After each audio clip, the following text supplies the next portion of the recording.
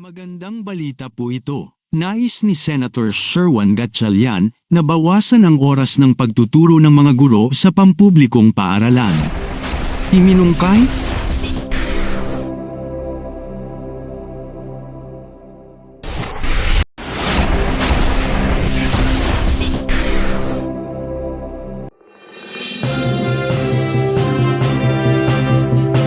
Magandang araw po mga kaguro. Magandang balita po ito. Nais ni Senator Sherwan Gatchalian na bawasan ang oras ng pagtuturo ng mga guro sa pampublikong paaralan. Iminungkahi niya ang pagbabago sa Magna Carta para sa mga public school teachers. Sinabi ni Senator Gatchalian na ang kasalukuyang 6 na oras na ischedule ng pagtuturo ay dapat nabawasan sa 4 na oras. Paliwanag ni Senator Gatchalian, maaaring lumampas sa 4 na oras ang pagtuturo, ngunit hindi dapat lumampas sa 8 oras. Ang mga guro ay dapat ding makatanggap ng overload pay na 25% ng kanilang sweldo kung sila ay nagtatrabaho ng dagdag na oras. Sa kasalukuyan, ang mga guro ay nagtatrabaho ng 8 oras sa isang araw, na may 2 oras na nakatuon sa paghahanda ng mga lesson plans at pagmamarka ng gawain ng mag-aaral. Nakasaad din sa Senate Bill No. 2493 na ang mga guro ay hindi na dapat magkaroon ng mga tungkulin sa hindi pagtuturo. Ayon sa pag-aaral ng Second Congressional Commission on Education o EDCOM-2, ang mga guro ay gumagawa ng 50 administrative tasks na walang kinalaman sa pagtuturo. Iminungkahi din ni Senator Gatchalian na bigyan ang mga guro ng 5 araw na calamity leave na may bayad. At narito na po ang nilalaman ng Senate Bill No. 2493. Halina at ating alamin.